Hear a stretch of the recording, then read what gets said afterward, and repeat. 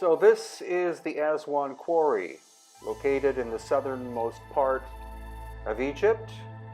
Solid granite, and this quarry has been used for several thousand years. The question is, how many thousands of years?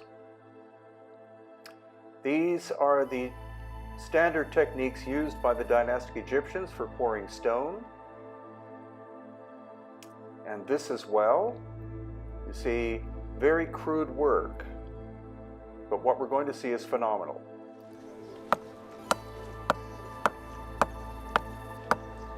About an hour, I'll have my obelisk ready. Harder!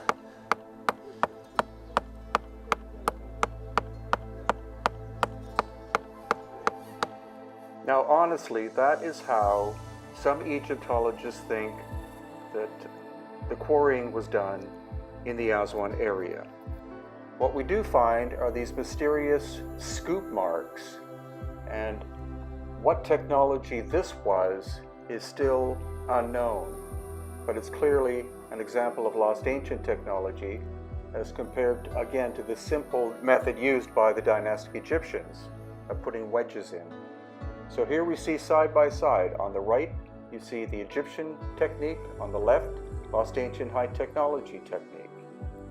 So it's been described as scooping, but was it some kind of abrasive machine at work? Or something even more bizarre than that? Possibly a mechanism that emitted an energy field of some kind, destabilizing the quartz in the granite and causing the granite to turn into sand. Now here we're looking into the actual trough area of the 1,200 ton obelisk that was never completed. 1,200 tons. And here we get another visual look of the obelisk in its entirety, never completed. It's as if work suddenly stopped on this massive project. And again, these intriguing, even so-called scoop marks that we see in many different areas of the quarry, but especially where the unfinished giant obelisk is. Here you see the trough on the right side, and then here you see the trough on the left side, again with these very interesting even indentations. And this is called a test pit that goes down several feet. A human being could barely fit inside there, let alone try to work the surfaces. And again, these very intriguing, even marks and the complexity of the Aswan quarry itself. So let's see how the people with hand tools are now making progress.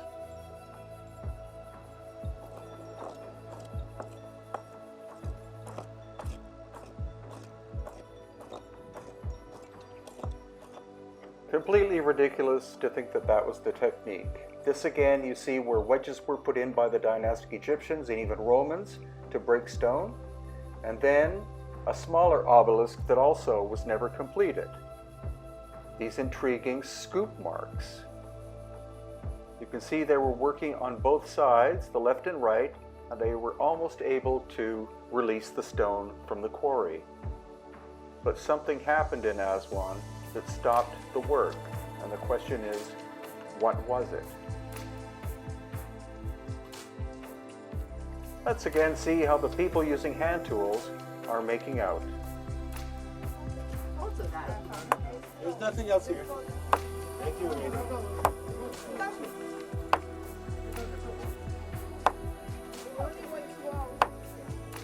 There could be no question but that there was a very advanced technological civilization in ancient Egypt before the pharaohs. The reason this obelisk was not finished could have been the presence of this crack that appeared. And so, we're hopeful that in April of 2019 you'll be able to join us and see these amazing sights for yourself, because being there is completely different than simply watching a video. which is kind of obvious, but that is the case. And this is the interior of the great Egyptian Museum in Cairo. Now, Jason here, who was on our recent tour in March 2018, is inspecting this giant granite unfinished box. And what's amazing about this is we'll see obvious signs of lost ancient high technology, like that saw mark you see in the center of the video.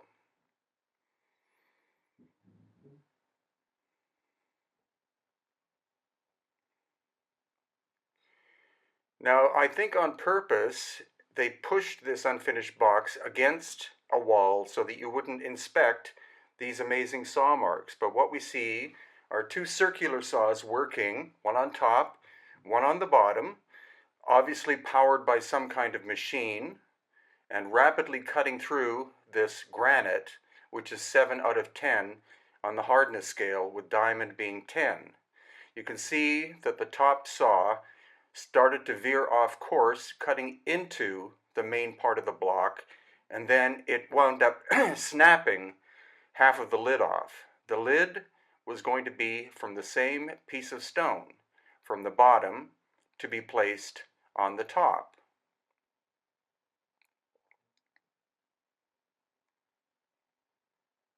And now, right next to it, we see another granite box, and this is a different type of saw working, almost like a bandsaw. Again, clearly working at high speed, and in terms of modern technology, that would require diamonds, a diamond-encrusted blade. Such a thing did not exist during dynastic times, so we have to consider the idea that these saw marks are from a much older civilization that had lost ancient high technology. Here again, the multiple saw marks.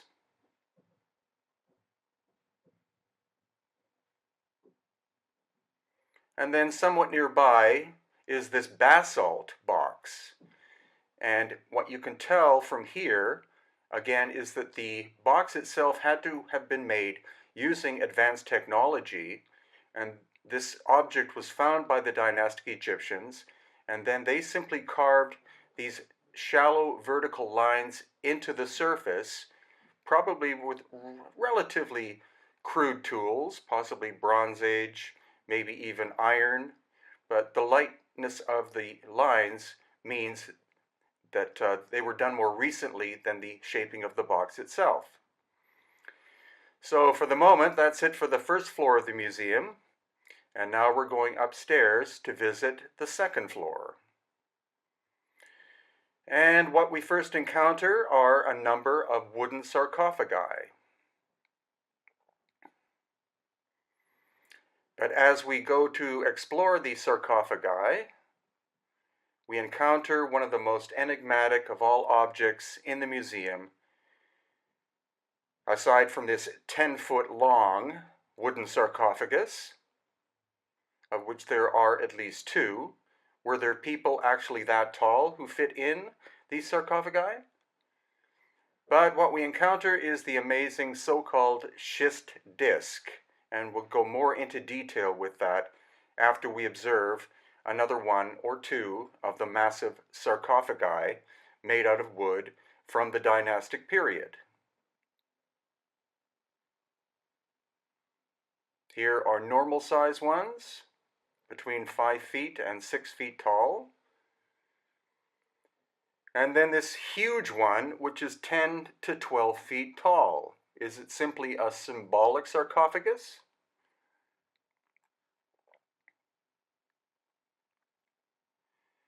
So back to the so-called schist disc. It's called a schist disc because the archaeologists believe that it was made out of a stone called schist, but our geologist, Susan Moore, who is an expert, of course, on stone, believes that it's actually metamorphosed clay of some kind.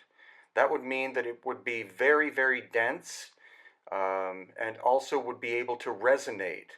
So this object, whatever it was, clearly rotated, but the strange thing is that the fins, 3 of them that you see there, don't angle, so it isn't apparent whether it was pulling or pushing air or water. Maybe it was simply made to set up some kind of vibration.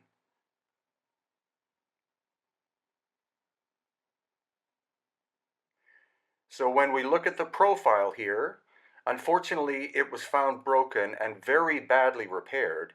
But again, you can see it's a very complex piece of work. And it was found along in a cache with 30,000 to 40,000 turned very hard stone bowls and plates that could only have been made using lathes of some kind. And even the labels on these objects state that they're likely from the pre-dynastic or archaic period.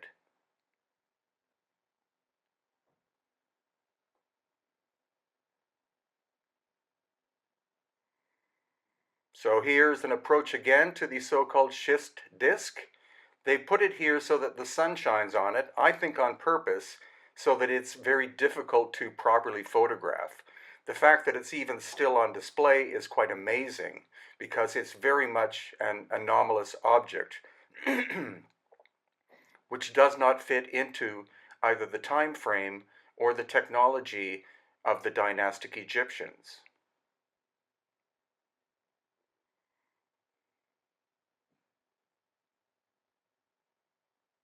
And here are some of the turned objects. These, again, are likely quite hard stone, and you can see they're perfectly bilaterally symmetrical, so they would have had to have been made on lathes. Since the archaeologists are stating that these are from the archaic period, that means that they were constructed prior to the invention of the potter's wheel.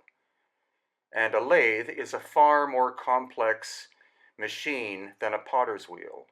These could have been partially made on a lathe and then partially hand done because of the strange spouts that project off. But this fascinating object that has 5 lobes, again, appears to have been made at least partially on some kind of ancient lathe device.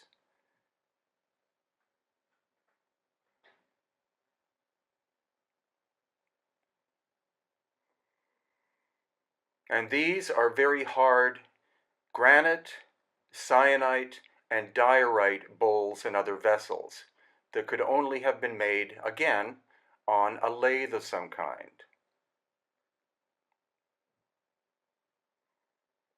Now, the idea that that the lathes were operated by foot or hand are quite ridiculous, because in order to properly shape something like this, you have to have relatively high speed.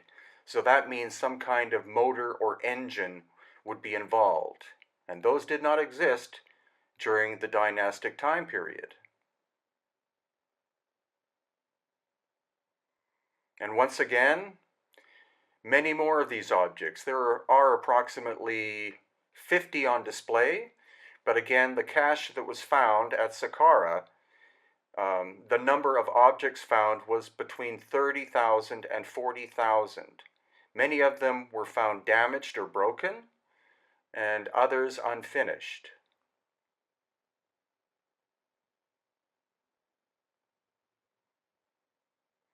And here are some pottery vessels. These are from the dynastic time period. So it's very interesting that the ones that were turned on the lathe are even listed as being pre-dynastic, and yet these relatively crude pottery ones are from the later dynastic period. So what it's telling us, including this fascinating object here, is that the history of Egypt is far older and far more complex than most academics will state. And that's why these objects sitting in plain sight are fascinating and show us that it's very possible that there was a high-tech civilization existing 12,000 plus years ago in Egypt, and that these objects were inherited by the later dynastic people. What was this object? It looks like a flange of some kind. And note again that pieces are broken off. This damage appears to have happened in the very deep past, because a high percentage of these objects are broken, and they were supposedly found in a massive pile all together in an underground space. These are boomerangs that are on display. Is it possible that the dynastic Egyptians invented the boomerang, or could these objects have in fact come from Australia, where the more famous history of boomerangs we know of?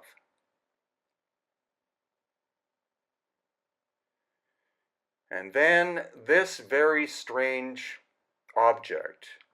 It's apparently made out of very hard granite once again, and the tool marks that we see where these circles are appear to be machine marks. What it's used, or what it was used during dynastic times for, I don't know, but again, it seems to be an object that was inherited by the dynastic Egyptians. Notice the strange burn marks on it. The burn marks could very well have come from a cataclysm that occurred globally about 12,000 years ago. It not only affected sites in Egypt, but we see ample evidence in Peru, Bolivia, and other locations that have megalithic structures. And why is it that all of the large granite boxes appear to have significant damage, especially in the corners? And now, this other object on the first floor has obvious tube drill holes. Again, this is granite containing quartz crystal. In order to be able to produce a drill that could cut through this, you need to have at least diamond level technology. And now we're in what's called the Amarna section, which is where we find the collection of statues and other works of Akhenaten, who personally is my favorite of the pharaohs.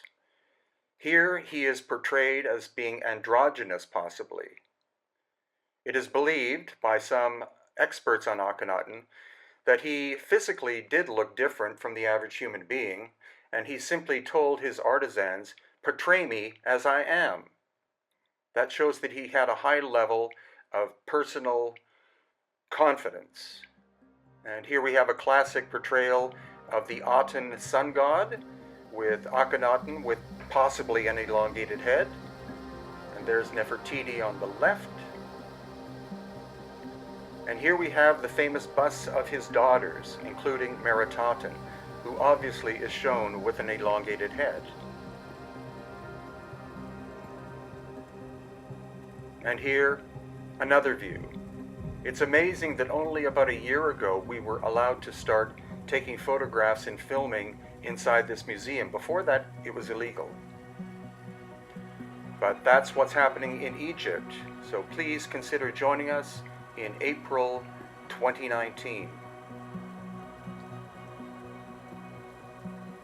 So we're starting at the Temple of Hathor in Dendera, which is reasonably close to Luxor. And this is a dynastic construction. You can see the massive size of these columns. There are actually probably too many than are what are required. But the major fascinating thing here are what are called the Dendera light bulbs. Now, whether they actually are light bulbs or not is very much up in the air. You can decide for yourself.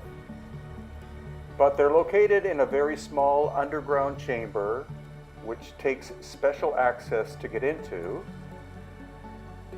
And this is what they look like. There are actually, I believe, 8 of them. You can see they kind of look like a light bulb, but other people say that there's something else. Another term used is a Crookes tube, which is a very simple light instrument. And here's a little video showing you the detail. The lighting in here is quite terrible, but it's a secret little chamber, very narrow access, and these are very curious sculptures. Then outside we see what are called keystone cuts, and there are hundreds of them here. It's likely that there were originally either bronze or wooden clamps to hold these sandstone blocks together. Probably wood, because that would take a lot of bronze. And now we're in the Valley of the Kings, and these are phenomenal shaft systems that of course were used as tombs, but it's highly unlikely that the pharaonic people or the dynastic people constructed them, because they're hundreds of feet long. Here's a diagram of the burial place of Seti I, and you see the hundreds of feet that these go on in the bedrock in the Valley of the Kings. There's no way that this could have been done with hand tools. They're way too long. So you can see this is actually quite close to the entrance going back out. And as I walk further back, these things are perfectly bilaterally symmetrical and just phenomenal. And this is the nature of the stone of the area. So you can see that it naturally fractures. So the idea that these were cut out with hand tools is quite ridiculous. They were probably done using some kind of high technology long before the dynastic times. Now we're at the Ramesseum. This is what remains of a 1,000-ton granite statue. And this is the base that weighs 500 tons.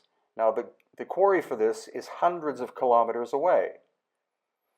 And what's most curious are the weathering patterns on the granite, because this is not the way that granite naturally weathers. The surfaces are peeling off, and here you see all these crack marks. It's likely that this was a site hit by an ancient cataclysm 12,000 years ago. Now this is the dynastic aspect, these columns with the giant sculpture in the background. And this is one of the artifacts that I also believe was hit by this cataclysmic episode that was probably solar plasma from the sun. Here you can see that the crystal structure has expanded and the sculpture is basically falling apart. This is not simple vandalism. And here again you see the crystal structure has expanded. Geologists have told me this would be the result of very fast, very high heat, thousands of degrees Celsius. And this once was a granite stone too, but you see it's basically the surface is falling apart. And here again, the surface is sloughing off. And all the scorch marks, the discoloration, indicative of high heat. And the greatest example are the colossi of Memnon, especially this one on the left.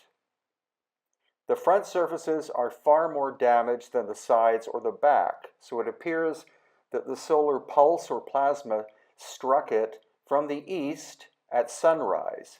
You see here, the sides are not as badly damaged. Part of the arm has been ripped off of it. And you also notice the scorching marks of the heat. And again, the sides are relatively intact.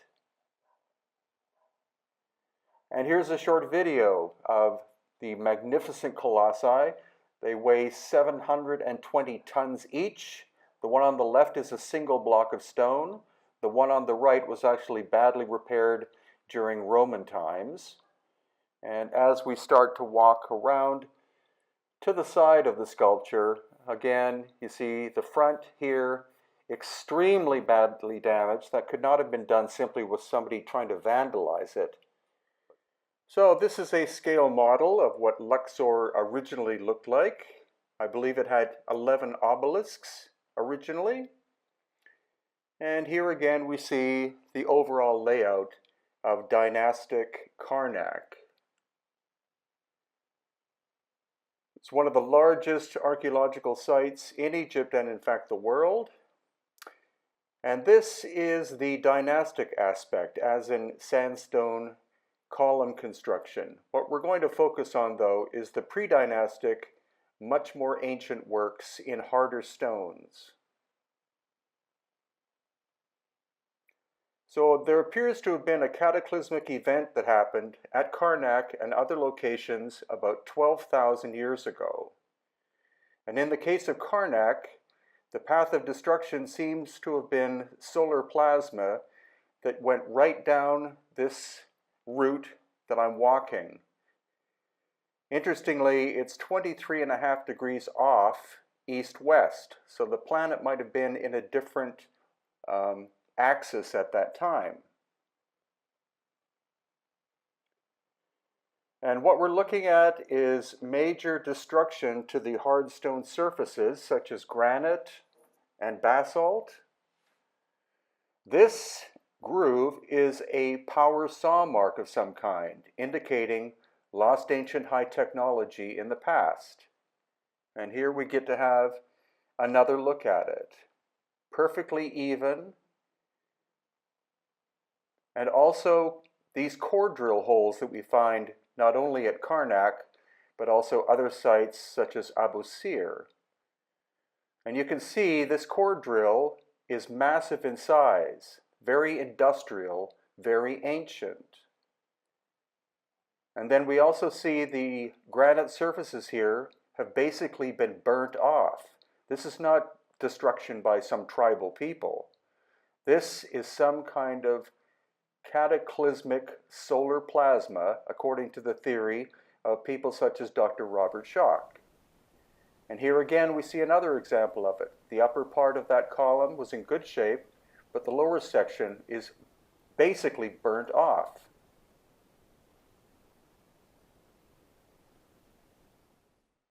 And here again you see the interior of what's called the Holy of Holies, and it too shows scorching, and the stone is basically peeling off the surface. Now in another location we have this incredible object made of calcite. It originally was one piece of stone. That's the absolute truth. It was originally one piece of stone. It's been badly repaired in more recent times, but no one has any idea where the quarry for this stone is located. It's likely not even from Egypt. And here we see the interior. Again, it's been heavily repaired, but originally it was one block of stone, which is incredible. And here you see the detail of the outside surfaces, and the fact that the corners, at least on the inside, are not sharp angles, they're actually curved. So some theories are that this was a resonant structure of some kind, and the reason for the curved surfaces in the corners was to allow sound or other vibration to move through the structure freely.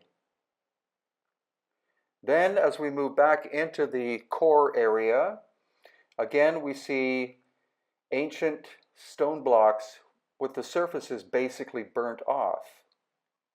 And this has been attested to by geologist Susan Moore, who will be speaking to you in this video shortly. But again, along this axis path, 23.5 degrees off of east-west, the surfaces are hugely damaged,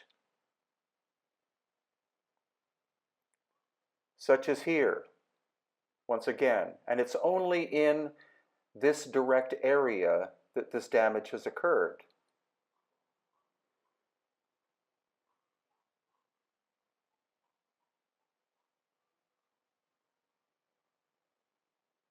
So looking up, you can see that the affected area is from the surface up about 50 feet. The obelisk surfaces above that are still intact, but the lower surfaces have been affected, especially the eastern side. Eastern side affected much more than the other surfaces, so the force came from the east. And again, more of the amazing ancient core drill holes. Many different theories as to why they were done, why they were made, but they are at least as good, if not better, than 21st century technology. So again, we see another surface from the bottom up, badly eroded from some kind of heat. Upper areas not affected. And then as we continue along the path, going outside, still moving along this 23.5 degrees off east-west axis, again, you see the surfaces of the stone are weathered beyond that of normal, typical weathering by heat, or sorry, by sun and rain, etc., but by some enormous force. So once again, this is not the normal way that granite, for example, erodes. And then we also have surfaces of calcite. So the enormous heat of this plasma strike affected the stones in different ways. Calcite, it broke it into several pieces, and you can see the surface there on the right has sloughed off, maybe because of crystal expansion inside.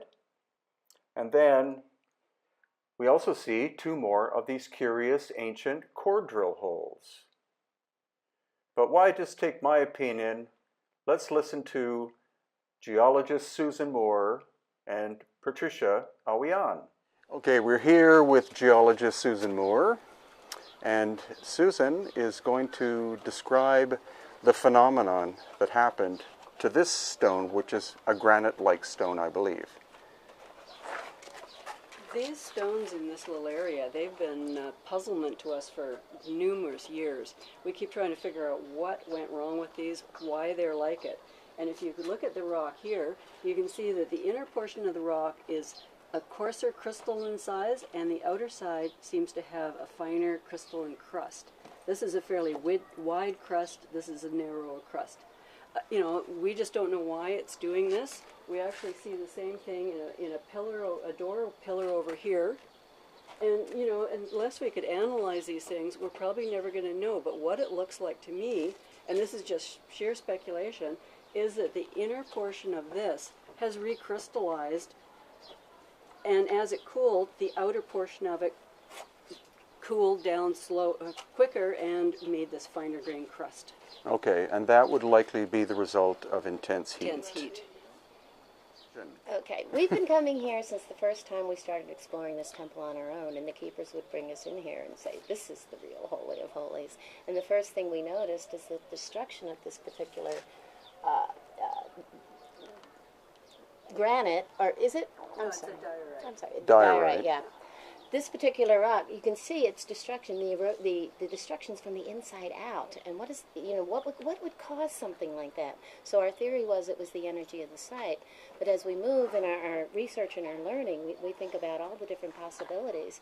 Yes, maybe the energy, that they're harnessing a magnetic current here, but is there another event from above that connects and hits this is attracted to this magnetic energy that causes this explosion? And as Susan would just explain, could create something like this that we can't create today with our own technology. Now here we are on the Giza Plateau in Egypt, of course. And there you see the Great Pyramids in the background. That's what's called the second pyramid. Where we're going today is what is called the Osiris Shaft.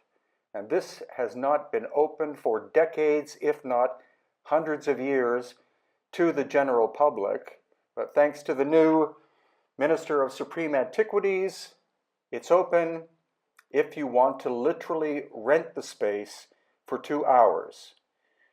Now, it's not open to the general public. It requires a special permission and fee, and that special permission or fee costs between $2,000 and $3,000 for a 2-hour period, but we decided to do that for our guests, and we will do this every year on our tour from now on. So this is our group lining up.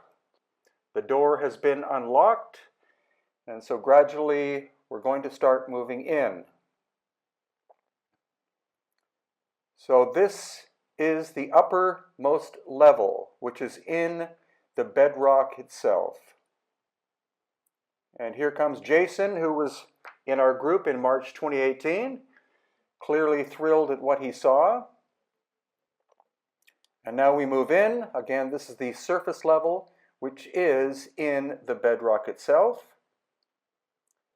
And now we look down to the second level. Now, I'm not going to tell you immediately how many levels there are. This is all part of the incredible experience of this space that has only been open since, I believe, November 2017. Now this is down in the second level. You can see it's quite small. Nothing too incredible to look at in this space except the fact that, again, it's cut in the bedrock. And this is giving you a view from the second level with the ladder up to where we first enter.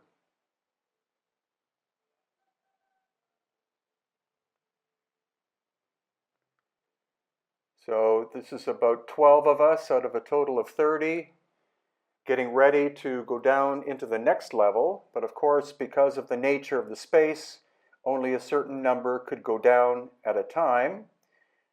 But this is looking down into what is the next level of the Osiris shaft.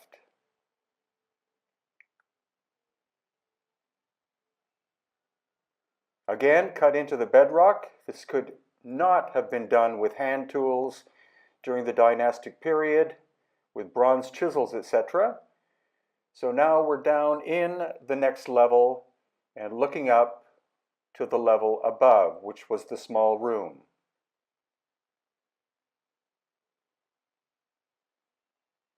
You can see the ladder on the right is very rickety, but a newer one was installed, which is on the left-hand side, and it is quite a safe experience to go down.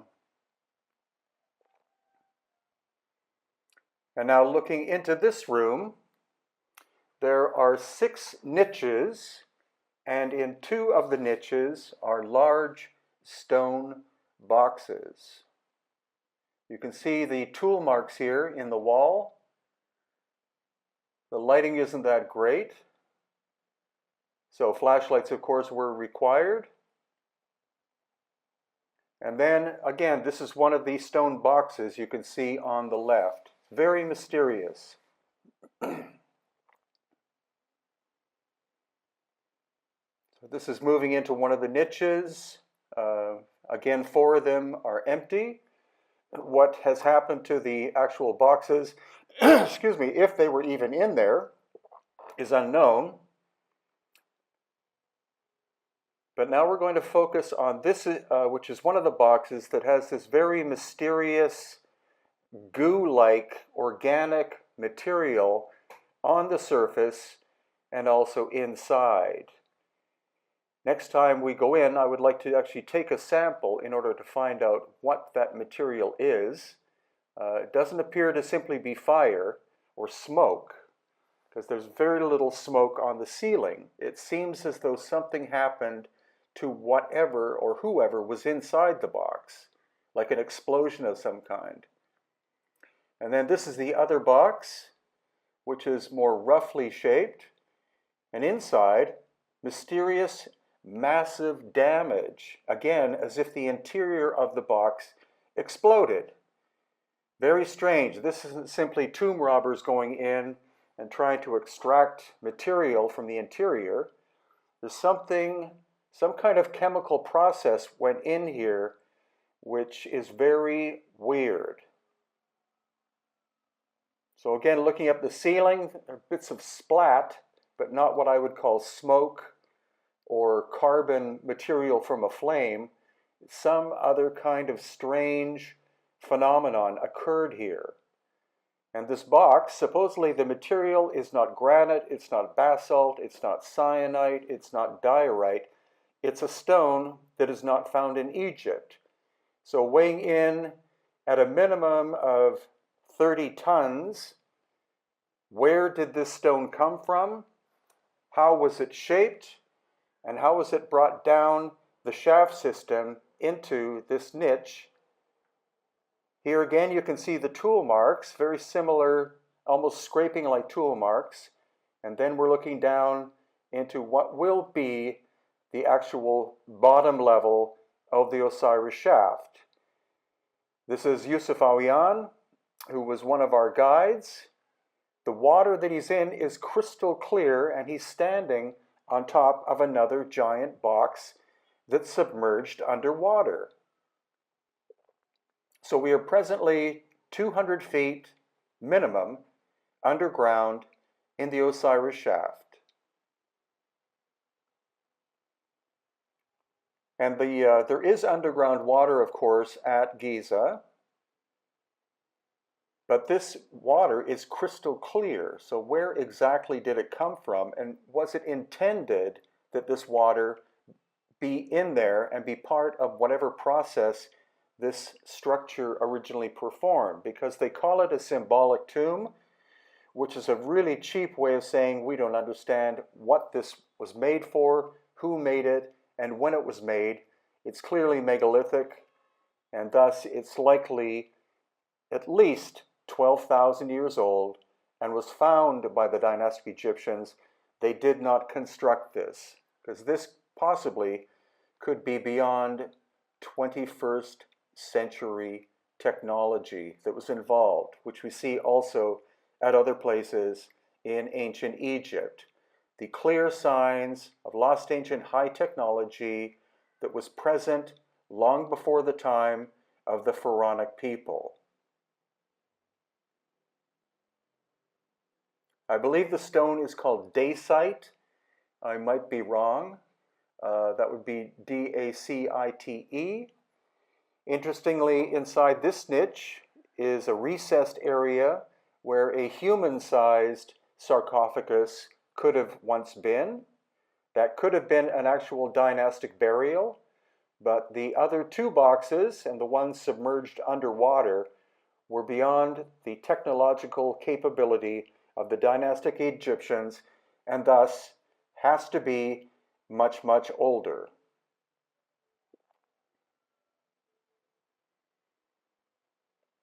So as far as I know, only a handful of groups have been in the Osiris shaft since its opening in November of 2017. You can rent the space if you want. Minimum cost is $2,000 US, but that is what we do on each of our yearly tours, usually in March or April. We do very special things for our guests. We get access to other places which are very, very difficult for the common traveler or tourist to get to see, but that's why we like to believe that our tours are very special. And that's why there is a definite focus, not so much on the dynastic people, though that is covered, but more on lost ancient high technology and trying to unravel who did this work, when this work was done, why it was done. And of course, you can learn more about this under tours on my website at hiddenincatours.com. So we did have a full 2 hours. Here's Yusuf climbing back out of the water again.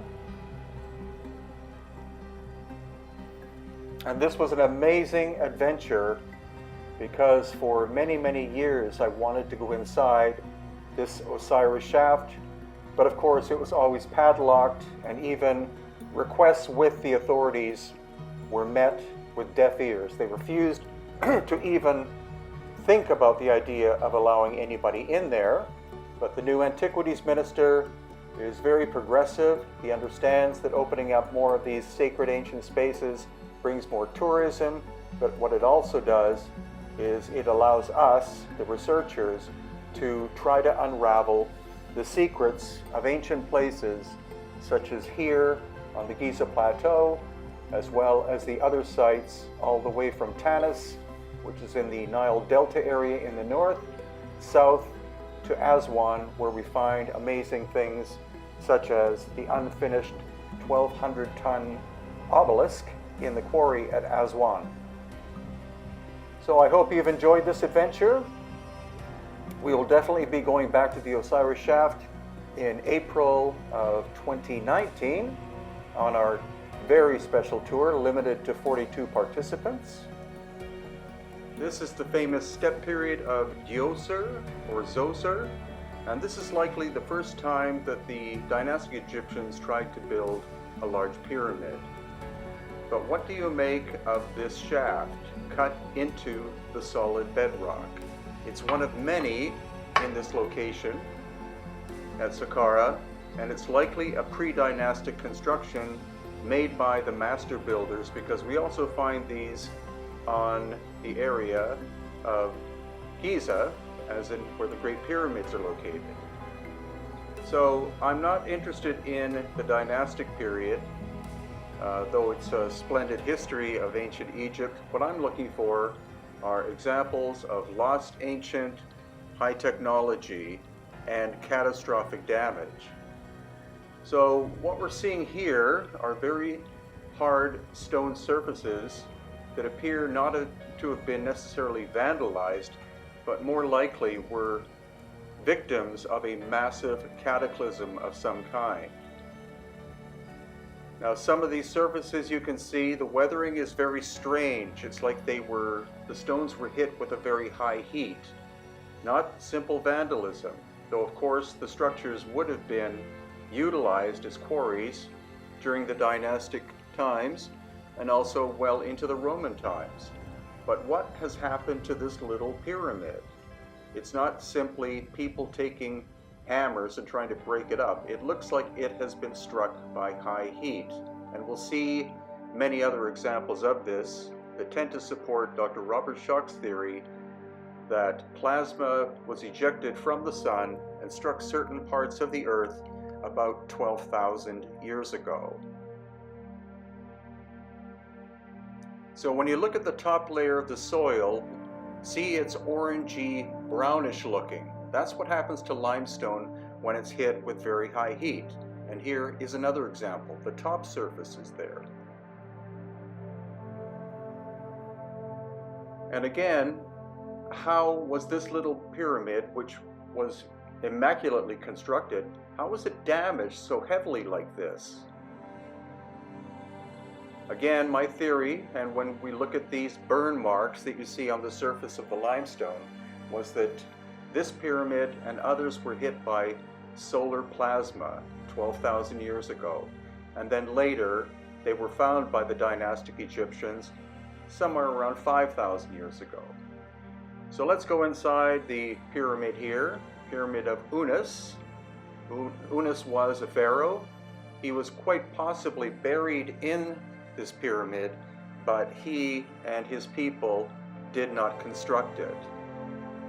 The walls in this case appear to be granite on the left and right sides, and the lid, or ceiling, and that granite would have been brought from at least 500 miles away from the quarries at Aswan. And here again, the walls appear to be granite. If this was used for strength, that is a possibility. However, it may have been used for energetic purposes, which is something I get into in other videos that I've done about Egypt. And now we're going to go into the back recess underground here at the Unas Pyramid and have a look at this really intriguing box that some people would say is a sarcophagus, but the stone is very fine, tight-grained granite, and again, the box would have had to have been transported from Aswan, which is more than 500 miles away. And it appears that the lid was supposed to hermetically seal the box. Now, for most of their time, the dynastic people only had Bronze Age level technology, so there's no way that they were able to shape this box with such finesse. So this Unas Pyramid has been recently opened up for us to explore. We were there in March of 2018, and now we're going to climb back outside of it and explore more of the Saqqara area. So once again, the Djoser Pyramid or Djoser Pyramid, and this could be a construction done by the dynastic people, because you see it's relatively small stones that are stacked on top of each other. But I wonder where those staircases go. They appear to go underground somewhere. Maybe they connect with the ancient tunnel system, which is spoken of not only here, but also throughout the Giza Plateau area, which is immense. It's not just the area where you find the Great Pyramids, but it includes places like Saqqara, Abu Sir, Abu Rawash, etc. And now we look down, you see the top level is dynastic, but below that cut into the bedrock. So again, the bedrock cutting is probably a pre-dynastic work. And here we have another look at that. You see, stacked stone on top of cutting into the bedrock itself. Now here we are at one of my favorite places at Saqqara, and this is called the Serapeum. Again, notice that the upper layer appears to be burnt or scorched by heat. And as we walk into the Serapeum, this is one of the most spectacular places by far in all of ancient Egypt because of the mysterious boxes we're going to look at. The site was discovered by the archaeologist Mariette, I believe in the 19th century, and had been relatively unknown for a long period before that. It is literally underground. The dynastic people probably found it, but the constructions you're going to see could not have been done by the dynastic people. The first thing is, if the lights weren't on, this place would be pitch black. And so how could they possibly have quarried out this huge tunnel system that goes through it? There's no appearance of any soot or anything like that on the ceiling. And so the construction of this tunnel system, which appears to have been repaired, as you can see on the left, in different periods of time, the lighting must have been artificial in some way. And though that sounds hard to believe, you will believe it when you see what these boxes look like. It appears in some ways that the Serapeum is a climate-controlled atmosphere, because every time I've been there, and it's been at least 6 times so far, it's always about 70 degrees Fahrenheit or approximately 20 degrees Celsius, which is a very pleasant temperature. It's not like something like the interior of the King's Chamber in the Great Pyramid, which is very, very warm. So the coolness, of course, is because it's subterranean, but the question is, what are these immense objects that we're about to see? How were they created? What were they possibly used for? And why, when Mariette discovered them, were all of the lids except one pried open? Very mysterious place. So the lid of this box weighs 30 tons, and the box itself weighs 70 tons. So that's 100 tons, and you can see the highly polished surfaces with the really crappy hieroglyphics done. Conventional academics insist that the shaping of the box and the hieroglyphics are contemporary with one another, but that is completely ridiculous. It's quite obvious that the dynastic people found these boxes in situ, and in some cases decided to carve hieroglyphics in some of them. Again, the stone likely came either from the eastern desert or from Aswan. Also, these recesses you can see in the walls are larger than the length of the lid of the box. So that means that the indentations were likely made so that the tops, 30 tons apiece, could swivel open. And again, the surfaces beautifully polished. The lid fits on so tightly that it would hermetically seal the box. There's no way a Bronze Age culture could have possibly done this work, though the hieroglyphics, of course, they very much could have done. They are very crude, and because of the granular nature of the granite with the quartz content, that's why the lines are not straight. And why are these indentation areas polished as well? It's very odd that the original builders didn't make them perfectly flat surfaces. If this was a resonant box of some kind for high technology or some other function, it could be that the indentations were for final tuning of the box, because the acoustics inside are absolutely astonishing, and the box loves the sound of the tone Om. So again, the hieroglyphics are so crude, whoever the artisan was, he could not even, or she, could not even make a straight line because of the granular nature and the content of very hard quartz, which is in the material itself. But the high polish of the surfaces is quite amazing. You would likely need to have something like diamond dust or powder to be able to produce a polished surface like that.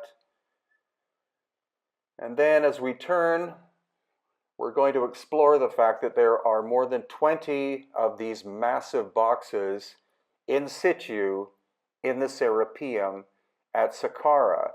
Now, not only are they in the niches, but you can notice they're about 5 feet down into the niche.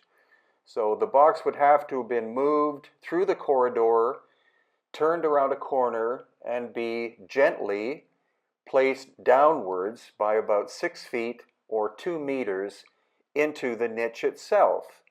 And again, intriguing that the interior walls are wider so that the top of the box could swivel freely. But how are you going to move a 30-ton lid by hand in such a narrow space? So we continue walking through the tunnel labyrinth system here at the Serapeum, and this little hallway connects up with the second long tunnel. It does not have niches in it, but it seems to be the way that the stone boxes were transported into the other tunnel system. And what we're going to see here is very much telltale as to what was going on in ancient Egypt before the time of the dynastic people. What we're coming up to is one of the giant boxes without the lid, and the surface is relatively rough. So it was shaped likely before it was brought into the tunnel system of the Serapeum. And this is like it's locked in time. Something happened at the Serapeum, stopping all work.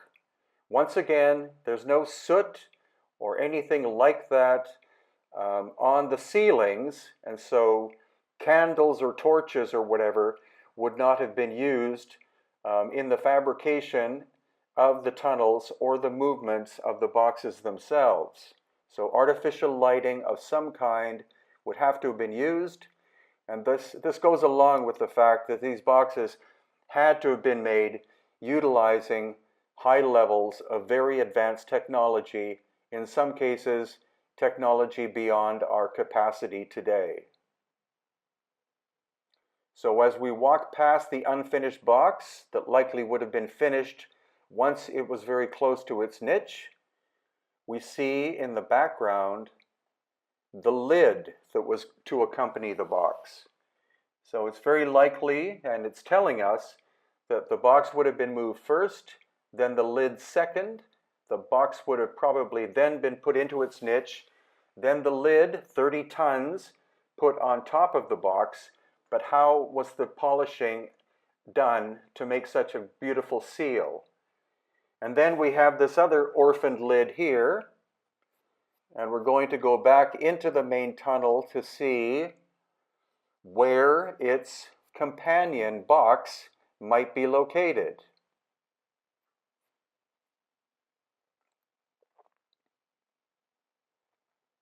So again, this is the main tunnel, and here you can see the flashlights glinting off a smaller box, but very finely crafted, with some crude hieroglyphics put on later. This is the companion box for that monstrous lid that we saw just previously. You can see it wasn't finally finished, so the finishing would have to have been done in the niche itself. And Saqqara is a massive, massive site, and so there are other underground structures that we visited. Not as impressive as the Serapeum, but still, if you're going to spend the entire day at Saqqara, then it's well worth to make efficient use of your time. So in the case of climbing into this little tunnel, which again appears to be lined with granite, then you literally have to get on your hands and knees and crawl. There's a lot of dust and ground up limestone on the floor, and so you'll definitely have to wash your clothes after this little adventure. But that's what visiting ancient Egypt, especially with us, is all about. It's seeing as much as possible and focusing on the most mysterious ancient constructions that could not have been achieved by the dynastic Egyptians, telling us that standard history is very short-sighted and that there are thousands of years of time in ancient Egypt that are not documented properly by standard academia. Now, this box appears to be made of limestone, which could have been achieved, possibly, by the dynastic people with their bronze tools. But what are the strange scorch marks that we see on the stone, just like we saw on the surface with the little pyramid of Unis? So where will the... Now, this is what is called the Valley Temple. That's its common name. And you can notice that it's limestone that is excessively weathered and eroded. The external surface has been removed over the course of time to be recycled for other structures, likely in the city of Cairo. But the amount of weathering involved is extremely interesting. And here's a section of the outer wall of granite that is still in situ. Now, geologists have told me that the amount of weathering on the limestone surfaces above is far more than one would expect from wind and rain and sand and sun over the course of, say, 2,000 years. Luckily, this section that you saw there of the outer granite core is still in place. But here you're looking at megalithic-sized stones, obviously. The granite outer facing was brought from, most likely, the Aswan Quarry, which is about 500 miles to the south, or 800 kilometers. And you're looking at serious tonnage here. And all of these stones interlock, or originally interlocked very beautifully without any mortar whatsoever involved. And again, here we are walking along, and this is what's called the Sphinx Temple in front of the Sphinx. And in fact, the Valley Temple and the Sphinx Temple were originally the same structure. And here again are some of the granite outer facing blocks that are still somewhat intact. There you see the Great Pyramid in the background. And again, you're looking at serious tonnage here in terms of the limestone core. Blocks weighing 10, 20, perhaps 40 tons. The weathering is extreme, and we believe that this structure is contemporary with the structure of the Sphinx, meaning that it is 12,000 plus years old, and this is based on what geologists, more than 200 from around the world, tell us, based upon the weathering patterns. So this is inside the so-called Valley Temple. Notice the amount of erosion on the bottom of this pillar as compared to higher up, which we will see in other video clips. You can see the bottom half, roughly, seems to be heavily weathered. That may very well have been water. And here you see the interfacing granite stones that originally were very tightly fitting together. Again, the granite all came most likely from the Aswan Quarry in Aswan itself, in the very southern part of Egypt. Again, notice the weathering on the lower section. And here, again, we're still inside the Valley Temple. You see how the blocks interlock almost perfectly. There was no mortar originally, but they've done repair work, and so they've done some filling in recent times. And this is the passageway that takes us up higher onto the Giza Plateau. Again, megalithic-sized blocks of granite.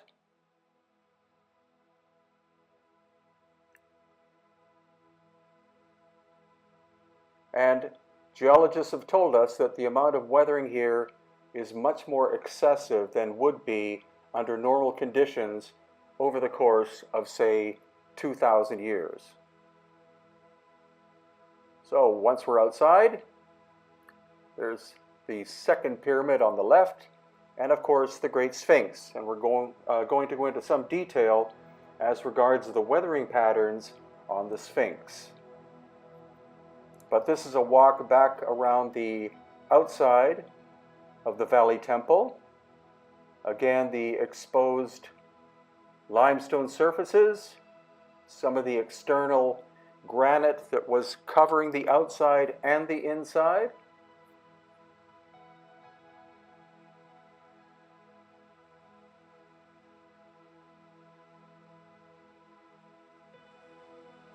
And another glimpse inside the niche of the Valley Temple so that we can see the scale of the granite blocks. There you see a repair that could have been done maybe in dynastic times. The floor is granite, and the walls are again these multi-ton blocks.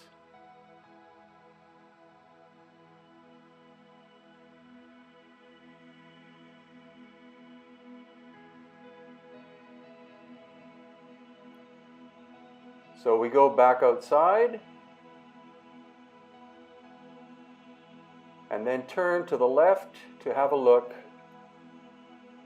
at the exterior of the Valley Temple that basically interlocks with what's called the Sphinx Temple. So they were originally one homogeneous structure. Now these massive limestone blocks were taken out of what's called the Sphinx enclosure. So whoever made the Sphinx cut out these multi-ton blocks in order to shape the Sphinx enclosure and shape the Sphinx itself. Each block was taken out, of course, individually and then locked into the one that had been taken out prior. And these vertical weathering lines are the indications of precipitation, and precipitation on such a scale has not been seen in this part of Egypt, geologists tell us, for at least 12,000 years. The head, of course, has been recarved during dynastic times, but you see the chest of the Sphinx heavily eroded, and there with the paws we see a lot of reconstruction that likely began during the time of Khufu. Now this shows the difference between the bedrock and here blocks in between the front paws of the Sphinx. And then this wooden walkway which is in between the front paws. And again, a lot of reconstruction has been done to the Sphinx over the course of possibly 4,500 years. You can see relatively modern rebuilding and then much older. And then the bedrock itself. But you see that this is one of the back paws, and it clearly has been reconstructed in relatively recent times as compared to the weathering of the Sphinx enclosure. Again, major emphasis on the vertical weathering because that indicates precipitation.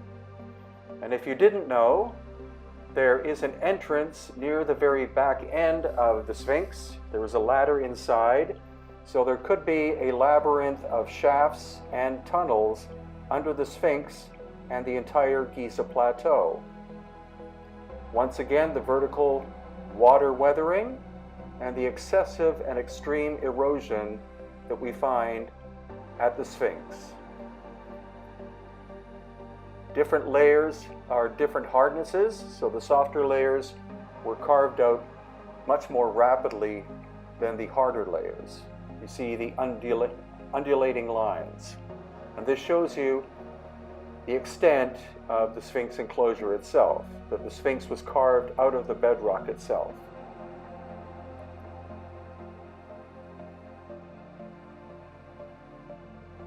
And there are the blocks taken from the Sphinx enclosure to build the Sphinx and Valley temples.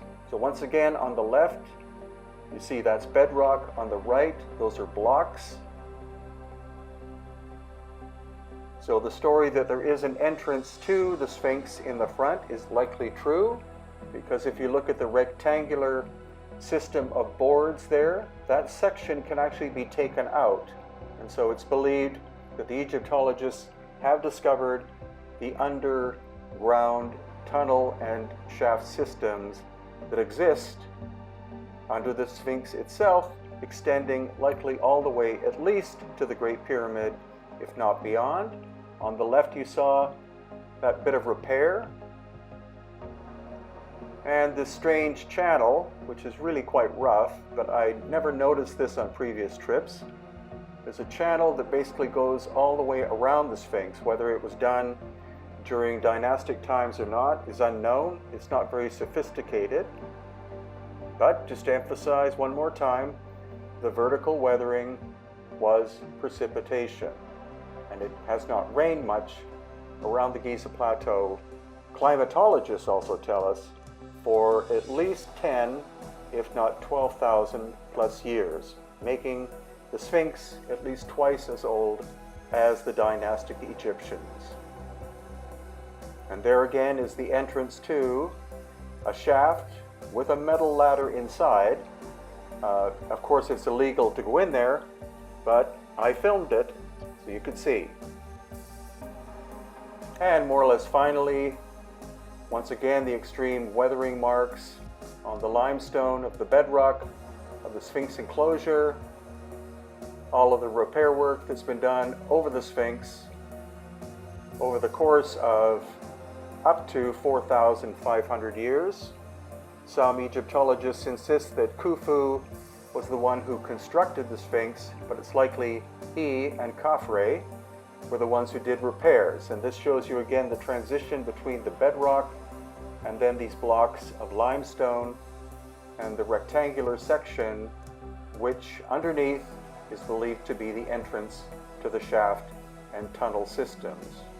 Now this strange location is called Tanis, and it's in the Nile Delta in northern Egypt. It takes 3.5 hours to drive from Cairo, and for the last 2 hours we drive through lush vegetation and agricultural farmland. So the question is, why is Tanis seemingly devoid of life, and why is every sculpture and obelisk and pillar, etc., smashed to pieces? This is way beyond the damage of any marauding army or vandalism. This is cataclysmic destruction, and we're going to see lots of evidence of heat scorching on the surfaces of a lot of the stone. Now, most of the stone, which is located at Tanis, such as this, is granite, and it's likely that the granite came from the great quarry at Aswan, and Aswan is 1,000 kilometers to the south. So how was all of this transported? These are small pieces. Again, notice the very strange erosion of the surfaces. And the only piece that seems to have been intact is this quartzite box. The hieroglyphics were likely done by the dynastic Egyptians, but it's clear that the dynastic Egyptians found the site of Tanis in complete destruction, and so they decided to build there and recycle with what they found. Now again, is this erosion natural or normal, or could it be the result of intense blasts of heat? This gives you the visual. Again, you can see that Tanis is more or less devoid of life, except for the odd thorny bush, like the one you can see on the right here. And when you walk on the surface, it's not like you're walking in sand or on dirt, but more like flour, as if all of the nutrients was burnt out of the soil itself. And this gives you an idea of the sheer volume of stone found at Tanis. Again, likely from the Aswan granite quarry, 1,000 kilometers to the south. And as you can see, every single stone shows incredible levels of damage. archaeologists tried to put this sculpture together, but it does look like some of the extensions of it, like the arms, were literally blown off. This fits in well with the theory of Dr. Robert Schoch regarding solar plasma striking the Earth 12,000 years ago. And this is another example. You can see that the right-hand side of that statue has been hit with at least 2,000 degrees Celsius of heat. Now, all of this stone was found by archaeologists in the 19th century underground. They had to dig down 10 to 20 feet in order to find Tanis. And here you can see that this wall section, in fact, was probably rebuilt by the dynastic Egyptians, possibly 2 or 3 or 4,000 years ago. And look at that slab of granite on the left where Irene is standing, massive. So this area may have been exposed during dynastic times, and they built that wall section. There are also an incredible number of obelisks and sections of obelisks located in Tanis, more than at any other location by far in Egypt. This would not have been a place where obelisks were manufactured because, again, the quarry is 1,000 kilometers away. So they would have been made at Aswan and then transported to different locations around Egypt. But also what we know is that the obelisks themselves are megalithic, and they were constructed in pre-dynastic times by a civilization that clearly had lost ancient high technology, because the Bronze Age dynastic people could not shape granite surfaces like this. They could etch in hieroglyphics, but they couldn't shape sculptures like this. Now here again, the bottom of the statue, we're seeing intense heat. This has been corroborated by geologists that we've had on location. And again, it looks like sections of that statue were blown off, not struck off. Here's another statue. You see the left-hand side has been melted. These sculptors would have made sure that the stone was very consistent and homogeneous before they started the sculpture, so it's not a flaw in the stone, it's a heat effect that happened to the stone in the very distant past. Again, a massive block of stone, at least 20 tons. Surface erosion is excessive, and just everything is broken on a massive scale. Vandals with hammers could not do this kind of damage. This had to have been done by some sort of natural external force that literally blew Tanis to pieces. And we also see evidence of this at other locations such as Karnak and the Ramesseum and other locations to the south. But it's here. Look, another obelisk section on the left. And the fineness and depth of this carving, again, appears to be machined, not done by hand. So we're looking at the possibility that even hieroglyphics are older than the dynastic Egyptians. When you look into the background, that is the original level that archaeologists found in this area. So they had to dig down in order to expose all of the stone. Again, look at the blackness on that stone on the right. That appears to be heat. So this is an overview of Tanis, or at least this is what we were allowed to see. It's in the middle of an army/police base, and we were only allowed to see a certain section of it. If I started to wander off and look at other areas, I was immediately told to come back. And so why they're being so secretive here is a very good question. Again, devastating damage. The stone is strewn all over the place. This is not a civilization moving in and taking over and deciding to destroy ancient structures. There's another obelisk you see in the background with Yusuf Awiyan, another obelisk section, and then another obelisk section. There are between 10 and 20, if not more, obelisks that were found in the area, all broken. And again, this surface appears to be machined, not done with chisels. So that is lost ancient high technology evidence. Another section of an obelisk with very deep carving into the granite surface. And of course, the stone has been lined up during the excavation times by the archaeologists. Here you see more sections of obelisks, and the new prevailing theory is that the obelisks were originally made not as standing monuments for the glorification of the ancient Egyptian rulers, but in fact they were part of an energetic system.